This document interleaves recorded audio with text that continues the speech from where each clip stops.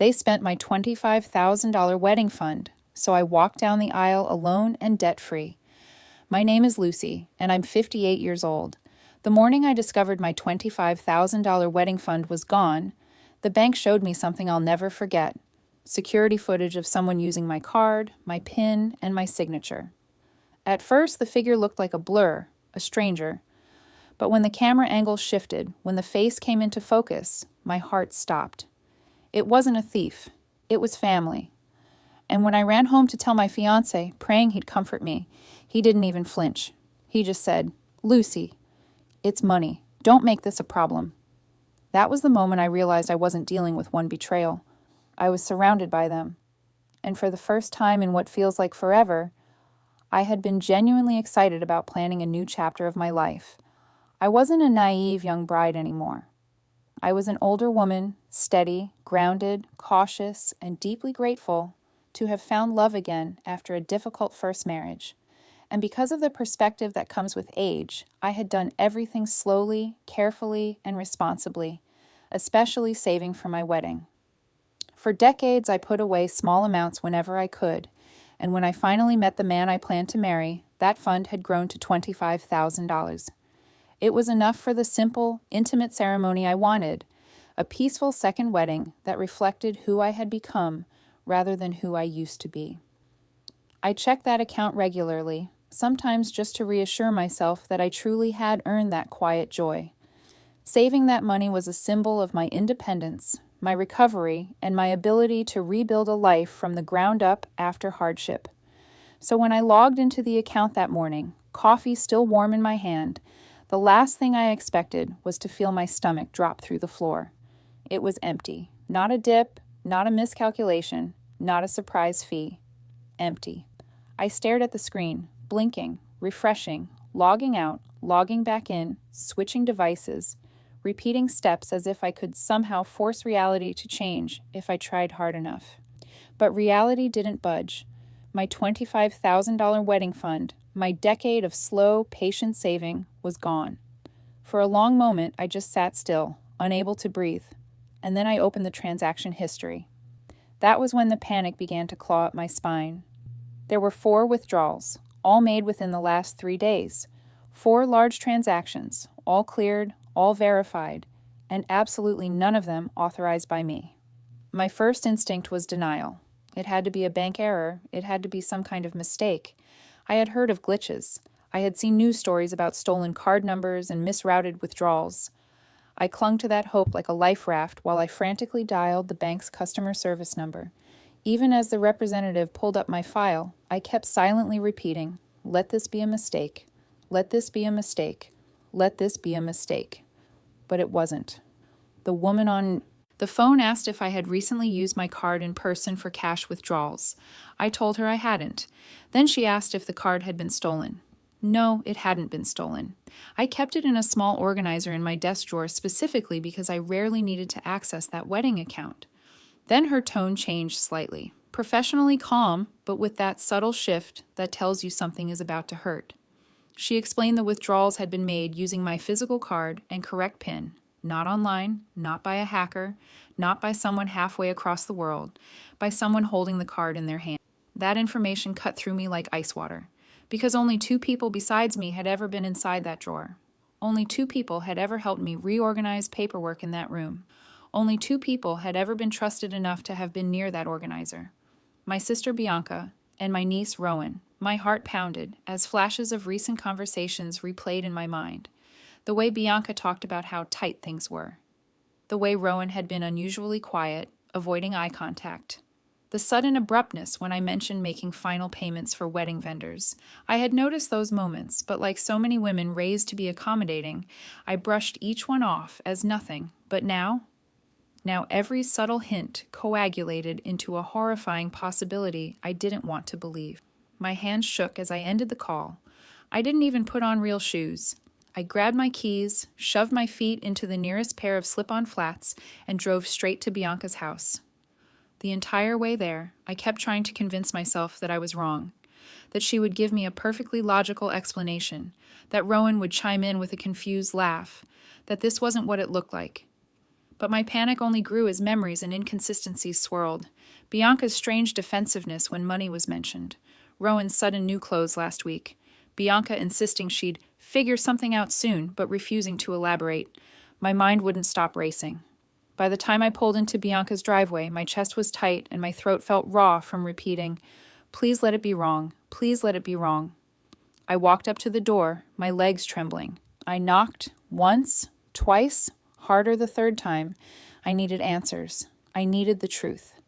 The door finally opened, and Bianca stood there, frozen, pale, and wearing the kind of guilty expression I had never seen on her face before. Her eyes widened, and that expression told me everything before she even said a word.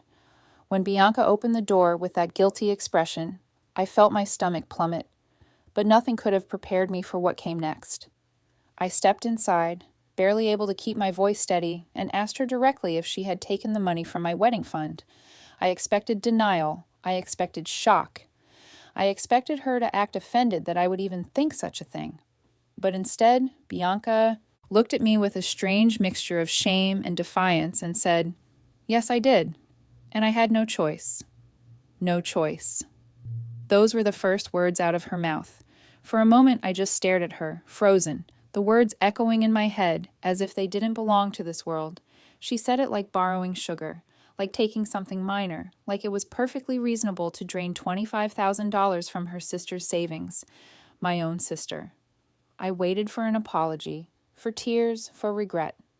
But instead, Bianca crossed her arms, bracing herself, as if she was the one about to be wronged. I felt something inside me fracture. It wasn't just the money, it was the betrayal, the entitlement dripping off her tone.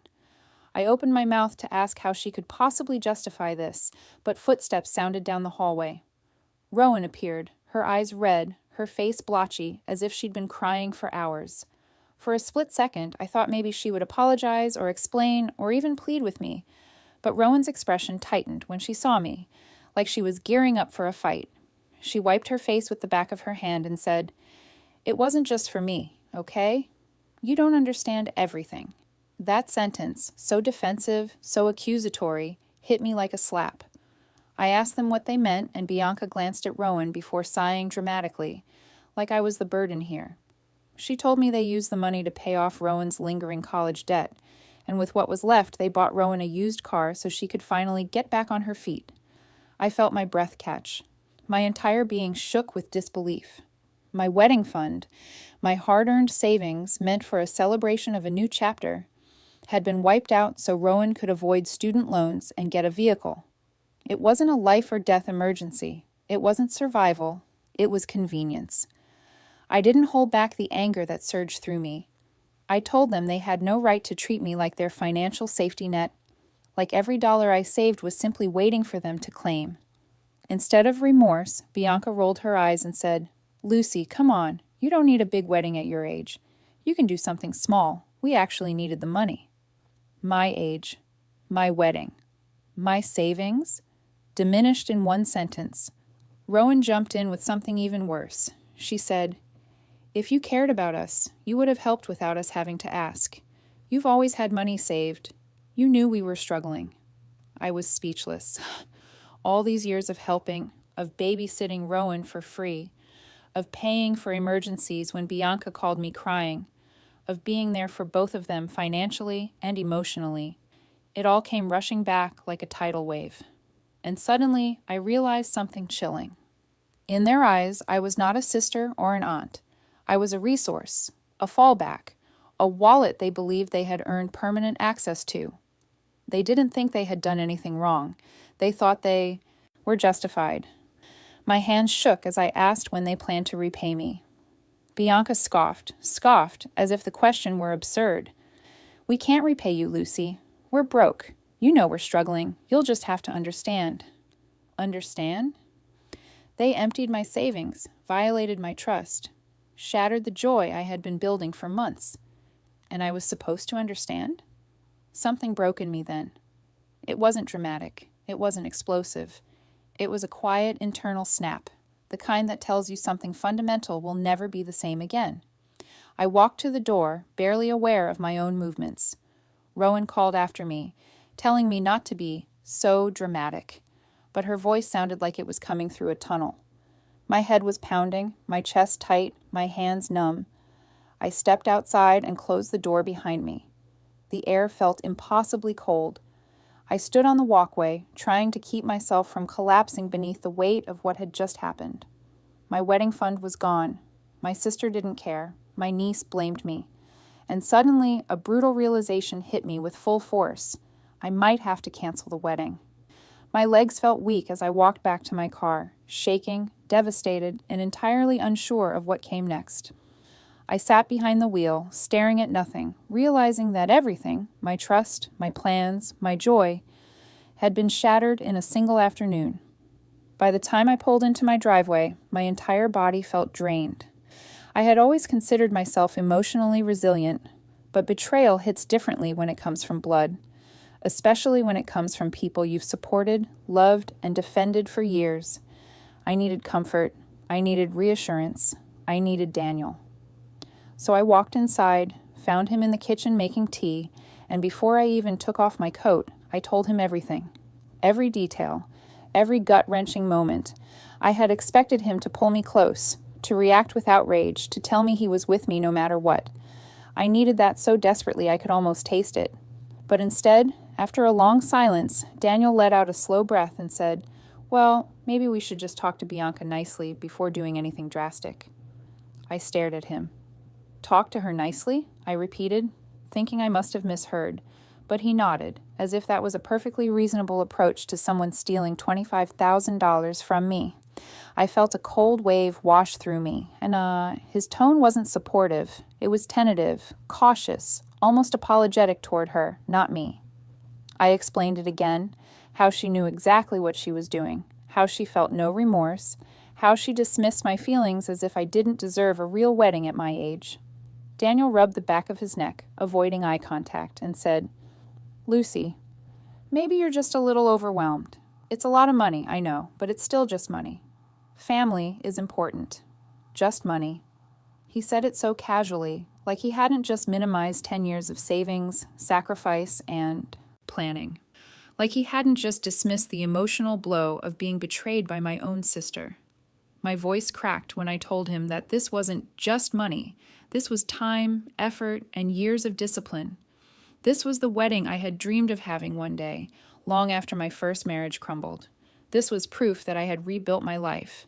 But Daniel didn't seem to absorb any of that. Instead, he let out another sigh and said something that made my stomach tighten. "Maybe we should delay the wedding until things settle down. You're too upset right now to make big decisions." Delay the wedding. A suggestion spoken gently, but in a way that made me feel like an inconvenience. I stared at him, unable to hide my hurt. I had come to him in one of the most vulnerable moments of my life, and instead of standing beside me, he wanted to smooth the situation over, avoid confrontation, and keep the peace at all costs, even when it meant minimizing what I'd lost. It struck me then, painfully and clearly, Daniel wasn't focused on me. He was focused on avoiding drama. He was more concerned about whether confronting Bianca would create rifts, tension, or awkward family gatherings. And in doing so, he placed everyone's comfort above my pain. My words came out quieter than I expected as I told him that I needed support, not caution. But Daniel simply shook his head impatiently and said, "You're making this bigger than it needs to be. Let's handle this calmly instead of turning it into chaos." Chaos? I felt something twist in my chest. How could he call my hurt chaos? How could he treat my stolen savings like a misunderstanding instead of a blatant violation? As he talked, I noticed something I had never fully seen before. Daniel had always disliked conflict. He always encouraged taking the easy route, keeping quiet to maintain harmony. But now his aversion to conflict wasn't just a quirk. It was a wall between us. A wall that kept him from standing up for me when I needed him most. I tried one more time, trying to make him see what this meant to me. I told him about the years I spent building that fund from scratch, skipping vacations, cutting back on unnecessary expenses, taking extra shifts when I could. Dollar by dollar, year by year, it was mine, my independence, my celebration of a second chance at love. But Daniel just shook his head gently and repeated, "We'll work through it. Just give it time." Time? Time wouldn't fix a sister who saw me as a source of money. Time wouldn't magically restore $25,000. And time certainly wouldn't erase the sinking feeling that my fiancé didn't truly have my back. And that's when the first real doubts crept in. Small, quiet, but sharp. Doubts about whether Daniel truly valued my feelings. Doubts about his priorities. Doubts about what he expected from me, what he thought marriage should look like, and whether he saw me as a partner or as someone who needed to calm down to make his life easier.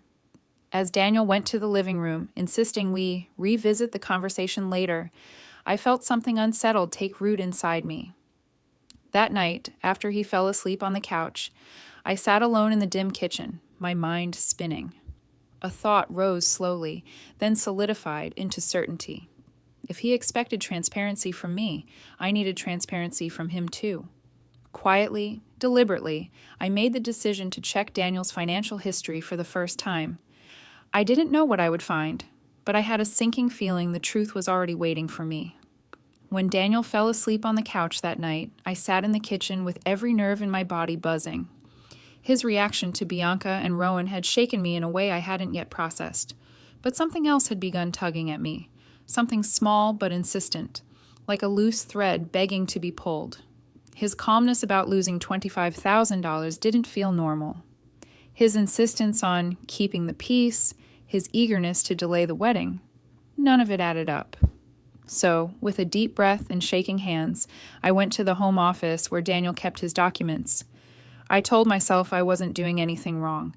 We were engaged, preparing to merge our lives. Transparency was supposed to be a mutual obligation. If he had nothing to hide, nothing I found would be alarming. But within minutes, I realized just how wrong I had been. The first folder looked ordinary.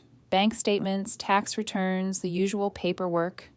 But buried beneath them, haphazardly shoved between envelopes, was something that made my heart slam against my ribs. A debt statement. Then another and another. Different accounts, different lenders, all in Daniel's name. By the time I finished reading through everything, I felt physically ill.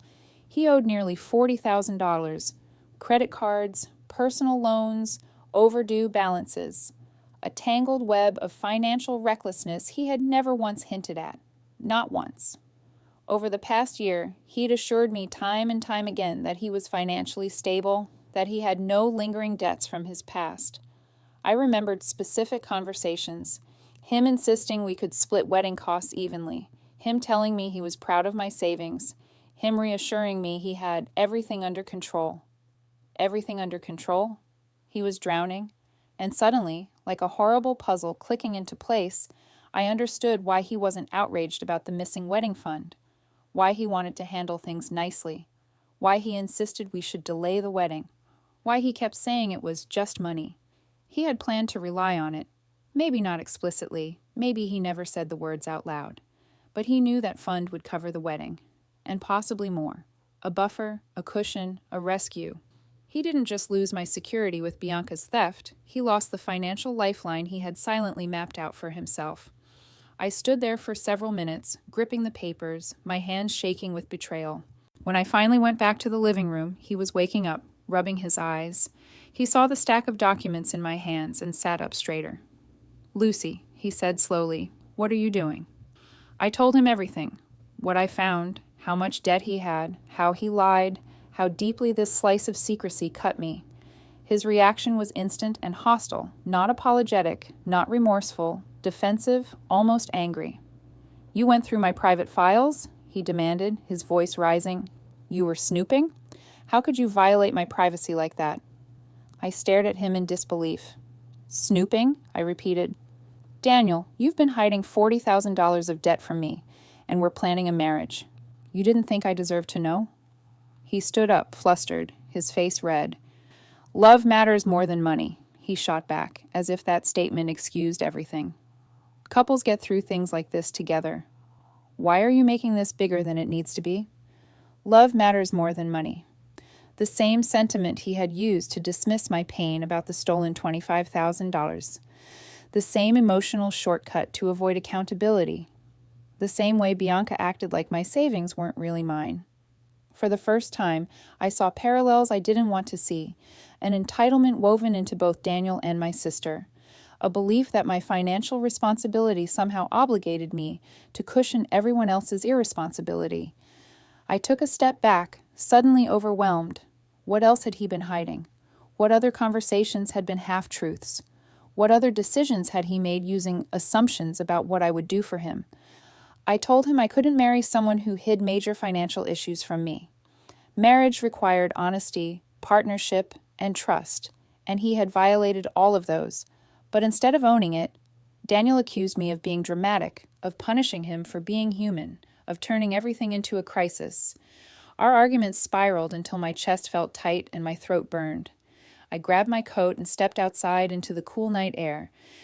Before I said something I couldn't take back, I walked down the block, needing space, needing clarity, needing to breathe.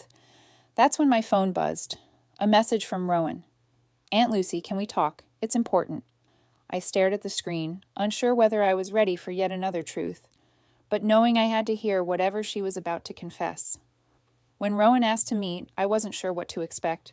My emotions were already frayed, stretched thin between Bianca's betrayal and Daniel's hidden debt. But something in Rowan's message, something trembling beneath the words, made me agree. We met at a quiet park near her apartment, a place where she used to play as a little girl. I remembered taking her there when Bianca needed a break. I used to push her on the swings and promise her she could grow into anything she wanted. Now she sat on the bench looking small, pale, and terrified. "Aunt Lucy," she whispered as soon as I approached.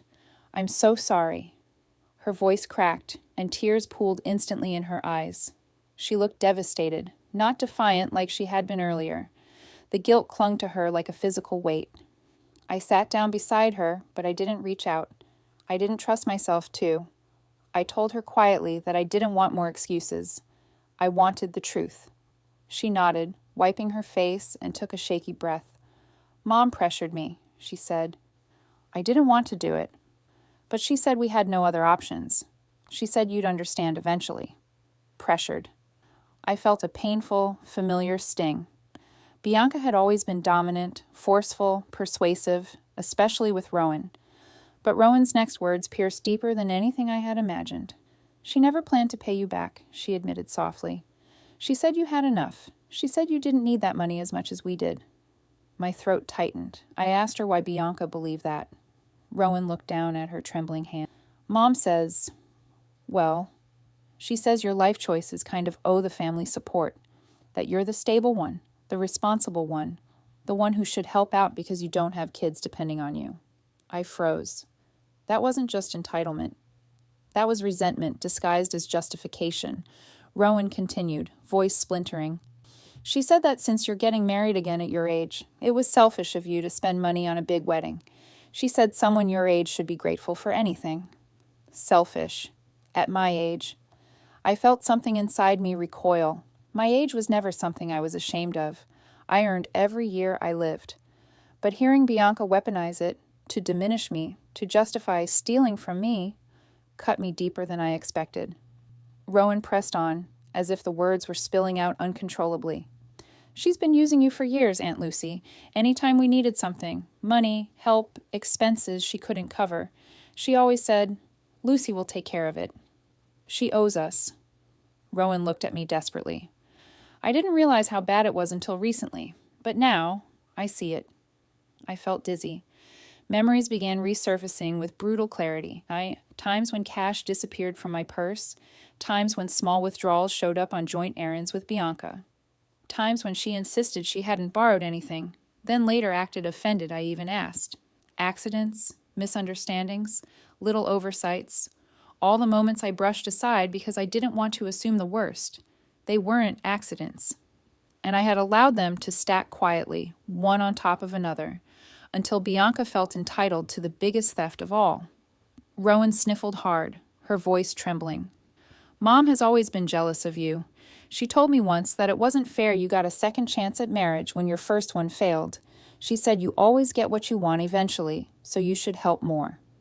Jealousy, entitlement, resentment. It was a toxic cocktail I had been sipping unknowingly for years. I stared at Rowan, feeling the weight of decades of emotional manipulation settle over me. I wasn't just blindsided by theft. I was waking up to the realization that my role in Bianca's mind had never been sister. It had been provider. Rowan suddenly grabbed my hand. "Please don't cut us off," she begged. "Mom will lose it if you walk away, and I can't handle that. She'll blame me." "She always blames me." Her voice cracked into pleading. "Please, Aunt Lucy, I need you." The desperation in her eyes broke my heart. Rowan wasn't innocent, but she wasn't the architect of this devastation either. She was a young woman raised under Bianca's controlling shadow, molded into believing that relying on me was normal, expected, even deserved. I squeezed her hand gently. "I care about you," I told her honestly. "I always have. But I can't keep living in a cycle that hurts me. I can't let myself be used anymore. Something has to change." Her chin wobbled, but she nodded, defeated. When I walked back to my car, I felt strangely calm, heartbroken, but clear-headed for the first time in days. I was done being everyone's safety net. I was done sacrificing my peace for their convenience. But that clarity shattered the moment I stepped into my house. Daniel was waiting in the living room, and the expression on his face told me he wasn't there to apologize. He was there with an ultimatum. I froze in the doorway, realizing I was about to face yet another breaking point. Daniel stood in the living room with his arms crossed, a tightness in his jaw I had never quite seen before. The moment I walked in, he didn't ask where I'd been or how I was feeling. Instead, he launched straight into it. "Lucy, we need to have a serious talk," he said, his voice firm in a way that felt rehearsed. I set down my purse, bracing myself. The day had already drained me emotionally. Bianca's betrayal, Rowan's confession, the years of manipulation surfacing, but the look in Daniel's eyes told me this conversation would push me even further. He took a step toward me. "You have to move past this thing with Bianca. Holding on to anger is just tearing everyone apart. You're making this into a bigger issue than it needs to be." I felt a cold, steady fury rise in me. Move past the theft? Move past the fact that my own sister emptied my savings without remorse? Move past the emotional damage that had unraveled piece by piece over decades? But Daniel wasn't finished. "I've been thinking," he said, "and we should stick to our original plan. Let's continue with the wedding. Your family will settle down once you show them you're willing to forgive. That's how we keep the peace." There it was. Peace at all costs. Peace even if it meant swallowing betrayal whole. Peace even if it meant sacrificing my self-respect. Peace for everyone except me. Then came something that made my heart plummet. He said too casually, "Besides, we already made commitments. People are expecting this wedding. Vendors are expecting us to pay. If we back out now, it'll be embarrassing." The word embarrassing hit me like a shove. Embarrassing for who? I looked carefully at his face and realized it. Daniel wasn't worried about my emotional devastation. He was worried about appearances. And then I noticed something else. An urgency underlying everything he was saying. A tightness, a nervousness. My suspicion sharpened. "Why are you so concerned about continuing the wedding when the money is gone?" I asked quietly. "Why is this your priority right now?" He shifted uncomfortably. "Because," he said slowly, "I already put down non-refundable deposits, and I did it assuming you'd replace the funds soon. You always figure things out. I thought, you'd handle it." Handle it. Just like Bianca expected me to handle it. A sinking feeling washed over me. Daniel had made financial decisions behind my back, significant ones, banking on the idea that I would come to the rescue, without asking, without discussing, without considering whether it was fair. "So you made decisions for my wedding fund," I said, voice barely above a whisper, "based on the assumption that I'd keep paying even after it was stolen?" His face tightened. "Lucy, you're twisting this. We're supposed to be a team. If you hadn't gotten so emotional, none of this would be happening. You're reacting instead of being practical." Practical. Emotional. Words used by people who don't want to face accountability. He took another step closer, lowering his voice as if delivering a final verdict. "We're getting married, and I need you to pull it together. Let's just move forward. Forgive your family, replace the money, and stop making this a crisis." Something inside me finally snapped, not with anger, but with clarity. I realized in that moment that Daniel didn't see me as a partner. He saw me as a stabilizer, a fixer, a bank account in human form, a means to preserve order, comfort, and convenience. I straightened and spoke with a calmness that surprised even me. I'm calling off the wedding. Daniel's eyes widened, then darkened. You're what? I can't marry someone who hides debt, dismisses my pain, and makes decisions with money that isn't his. I need trust, and right now, we don't have it. He exploded. There it is, he spat. You're humiliating me. You're making a spectacle of this. So dramatic, Lucy. Always so dramatic. Do you know how this makes me look? His words were sharp, but they revealed everything. It wasn't about us. It wasn't about love. It was about his image. I stepped back, letting his anger wash past me instead of through me. For once, I wasn't bending. I wasn't surrendering. I wasn't sacrificing myself to keep someone else comfortable. I deserve better, I said quietly.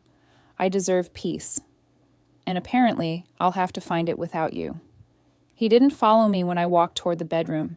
He didn't apologize. He didn't soften. He stood there stiff and furious, drenched in indignation. I packed a small bag, not because I was leaving my home, but because I needed space from the noise. I needed clarity. But when I sat alone in bed that night, staring at the ceiling with the silence pressing heavily around me, one thought crystallized with sharp certainty. Bianca wasn't going to get away with what she did. I was done being quiet, done being convenient, done being everyone's solution. That night, I decided I was taking legal action against my own sister. The next morning, I woke up feeling hollow but resolute. The decision to call off the wedding had already begun to settle into something like relief, even through the ache of disappointment. But the decision I made about Bianca, that was heavier. That one lived in my chest like a stone. I didn't want to be the kind of person who dragged her own sister into legal trouble. I didn't want to be someone who resorted to courts and charges and police reports. But I also couldn't live the rest of my life knowing she had stolen from me on purpose and felt entitled to do so. So I made an appointment with a lawyer. Sitting in that office felt surreal. The walls were lined with rows of heavy legal books, and the air smelled faintly of coffee and paperwork. The lawyer, a calm, composed woman named Felicity, listened carefully as I described everything. Every withdrawal, every confrontation, every detail of Bianca's dismissiveness. I handed her the printed bank statements, and she laid them out neatly across her desk. It didn't take her long to form a conclusion. This is theft, she said plainly. And given the way the transactions were made, this is also fraud. The account was yours exclusively. She withdrew the money knowingly. You have grounds to press charges. Hearing the words out loud made my stomach twist. Theft, fraud, charges, words I never imagined being associated with my sister. I stared down at my trembling hands, grappling with the weight of it. I told Felicity I wasn't sure if I could go through with something so drastic, that this was still my family. Her voice softened. Sometimes the people we love the most are the ones who take advantage the longest. She wasn't wrong. And as she continued reviewing the documents, she uncovered something that made my blood run cold. Bianca had been financially unstable for years, far worse than I ever knew. Felicity found public records attached to Bianca's name, revealing old debts, unpaid fines, and 2 defaulted loans I had never heard about. And then she said something that nearly made me gasp. There are also loans taken out in other people's names, she explained. Residents with your sister's last name. It appears she has a pattern. A pattern. Suddenly, the past didn't look the same anymore. I sat back, letting decades of memories wash over me. Childhood moments when Bianca would beg for help with school projects she never finished. Teenage years when she borrowed money from friends and left me to patch things over. Adulthood filled with emergencies that conveniently aligned with her overspending. And me? I had always been the responsible one. The fixer. The one who saved, planned, organized, and sacrificed. Felicity continued. People like your sister don't usually escalate to stealing $25,000 overnight. This behavior builds over time. You've been her safety cushion. A safety cushion, not a sister. That realization settled heavily inside me. After a long conversation, Felicity asked gently, "Do you want to file the case?" I hesitated only for a moment. Then I said yes.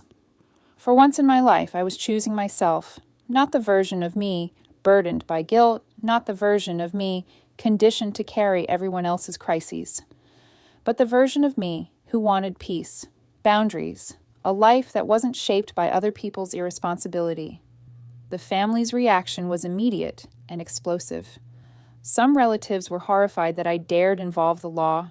They begged me to reconsider, to show mercy, to remember that family is family. Others were quietly supportive, admitting they had seen signs of Bianca's behavior for years. The divide was sharp, messy, and impossible to ignore. People chose sides, and for the first time, I chose mine. Meanwhile, Daniel began texting, calling, leaving voicemails filled with apologies and excuses. He said he overreacted, that he wanted to start fresh, that we shouldn't throw away everything we built. But every message sounded more like a plea for comfort than an acknowledgement of wrongdoing. I ignored him. I had spent too many years catering to people's needs at the expense of my own.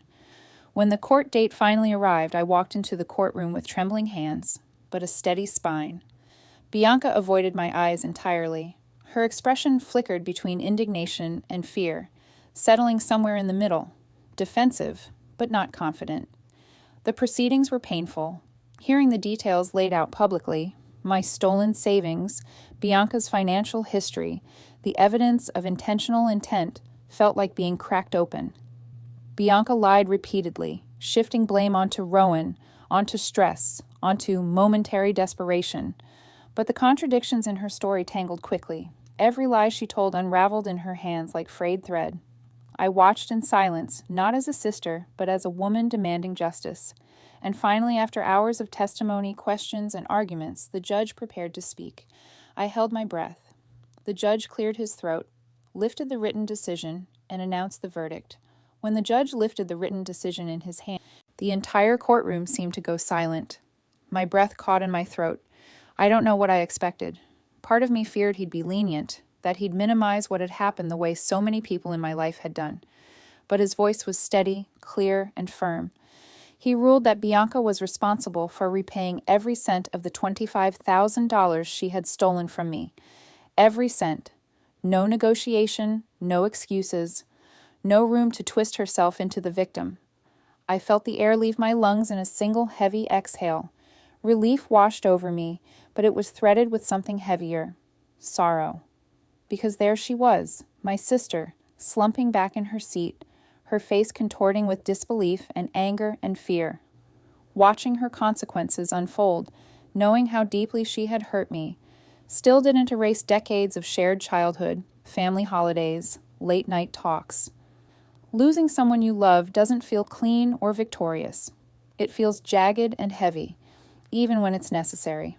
The judge continued, explaining that due to her pattern of deceptive financial behavior, Bianca would also be required to attend mandatory financial counseling. Hearing that part almost felt surreal. For years, she had twisted her poor decisions into burdens I was expected to carry. Now, finally, she was being forced to confront them herself. When court adjourned, Bianca stormed out without looking at me. She didn't shout, she didn't cry. She just left, stiff and silent, as though I were a stranger. In some ways, maybe I was, or maybe I had finally stopped being the version of me she depended on, the version she could manipulate. Rowan stayed behind. She approached slowly, almost timidly, her expression soft and trembling. "Thank you," she whispered, "for telling the truth, for not letting Mom drag you down with her. I know you didn't do this to hurt her. You did it to protect yourself. And, honestly, maybe to protect me too." I swallowed hard. There was sadness in her voice, but also something new. Relief. Freedom. She had lived under Bianca's control for so long that I don't think she fully understood how much fear she had carried until the moment it began to lift. I hugged her gently, and she clung to me, crying quietly. I didn't promise her things would go back to normal. I didn't promise everything would heal overnight. I just said, "I'm here for you. But I can't keep sacrificing myself. Something had to change." After leaving the courthouse, the emotional crash hit me like a tidal wave. I drove home in silence, the weight of everything pressing on me. The stolen years, the stolen money, the stolen peace. I realized that although the verdict set things right legally, I still carried decades of guilt and obligation that had been drilled into me from childhood. Guilt for saying no, guilt for setting boundaries, guilt for choosing myself. So I found a therapist. Sitting in that office for the first time, I felt like I was peeling back layers I hadn't touched in years. I talked about growing up as the responsible one, the child who took on burdens no one else wanted. I talked about how family obligation had been used to control me, guilt trip me, and diminish my needs. I talked about how helping had turned into enabling. My therapist listened quietly and then said something that struck deep. You didn't break your family. You just stepped out of the role they forced you into. That sentence became a turning point. My friends, bless them, rallied around me. They brought over dinner, dragged me out for coffee, sat with me through my tears, and kept telling me the same thing. Your life isn't over because these relationships broke. You still get to celebrate yourself. Celebrate myself. The idea felt foreign. Weddings were supposed to be celebrations, and I had lost mine. But maybe celebration didn't have to be tied to marriage. Maybe it could be tied to something entirely different. For weeks, I found myself circling the same question. Did I even want a wedding anymore? Was marriage something I truly needed? Or just something I felt was expected at this stage of my life? Slowly, gently, the answer settled inside me. I didn't need a marriage to validate my worth. I didn't need a husband to define my joy. I didn't need a wedding to prove I was starting anew. What I needed was something that belonged entirely to me, something joyful, freeing, empowering. So for the first time in a very long while, I planned something just for myself. And one afternoon, after weeks of contemplation, I found myself booking a venue. Not a church, not a garden for vows, not a place for a ceremony I no longer needed. It was for something else entirely. I clicked confirm on the reservation, a quiet smile forming, knowing I hadn't told anyone, not even Rowan, what the event would be. In the weeks after the verdict, life began to feel quieter, less chaotic, less heavy, less driven by everyone else's needs. I found myself waking up without dread, without guilt, without the endless cycle of fixing and rescuing. And the more space I created for myself, the more I realized I didn't want to fill it with anything other than genuine joy. That was why I booked the garden. It was the same venue Daniel and I once considered for our ceremony. A peaceful, sunlit space lined with wildflowers, tall oaks, and a narrow stone aisle that wound through the center like a path toward something new. When I toured it again alone, I felt something shift inside me, standing there, surrounded by quiet beauty. I felt the first flicker of contentment I'd had in months. So I decided to hold a ceremony, but not a wedding. I wanted a moment, a milestone, a ritual to mark the end of old patterns and the beginning of a life I chose deliberately, not one shaped by guilt, manipulation, or obligation. A ceremony where the aisle didn't lead me toward someone else's expectations, but toward my own. Freedom. When the day arrived, I wore a simple pale blue dress, nothing extravagant, nothing elaborate, just something that made me feel calm and whole. My friends gathered early, decorating the chairs with ribbons and placing soft candles along the sides. There was no altar, no officiant, no partner waiting at the end. Just sunlight, fresh air, and a space I had reclaimed for myself. As the small group of friends and supportive relatives took their seats, I stood at the entrance of the aisle, my heart thumping softly but not with anxiety, with peace. I took a deep breath, and I walked, not toward a marriage, not toward expectations, but toward my independence. Every step felt symbolic. I was 58 years old, debt-free again after the judge's ruling, finally untangled from relationships that had drained me for decades. Walking down that aisle alone wasn't lonely. It was liberating. I wasn't missing anything. I wasn't lacking anything. I was whole. And when I reached the end of the path, I turned to face the people who had stayed by my side through the storm, faces filled with warmth, encouragement, and pride. I felt tears rise, not from grief, but from relief. I gave a speech, not rehearsed, not polished, just honest.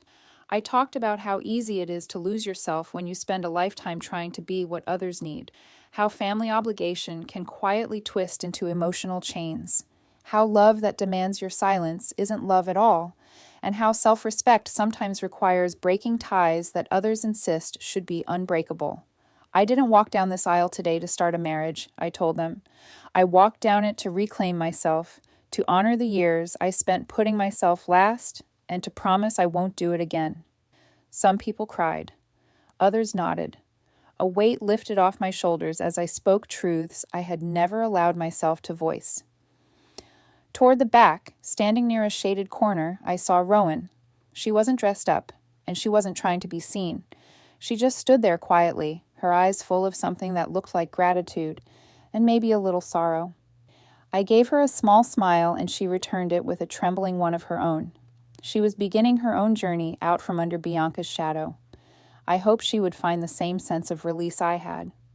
After the ceremony, people stayed to mingle, laugh, and celebrate. Not a marriage, but a transformation. I walked among them, feeling light, grounded, and, for the first time in a long time, unburdened. Later, as the sun dipped behind the trees, I sat alone on one of the benches, breathing in the scent of flowers and fresh earth. I thought about the past months, the chaos, the heartbreak, the losses, but also the victories, the boundaries I had built, the truth I had finally honored, the peace I had fought for. At 58, I felt more myself than I ever had in my 20s or 30s. I wasn't defined by my relationship status. I wasn't defined by what had been taken from me. I was defined by the strength it took to stand up, walk away, and rebuild. And as I sat there, smiling softly to myself, a final thought drifted in. Gentle, patient, honest. Maybe one day I would love again. Maybe one day someone worthy would walk beside me. But if that day ever came, it would be on my terms. Never again at the expense of my peace. I don't know what the future holds, but for the first time in decades, I'm excited to find out. In the end, I didn't just reclaim my savings, I reclaimed myself. I walked down an aisle free from manipulation, free from guilt, and free from anyone who thought my worth was theirs to control. At 58, I finally learned that peace isn't something people give you. It's something you choose when you decide you deserve better. And as I stepped into that new chapter alone, I realized I was never really alone. I had myself, and for the first time, that was enough.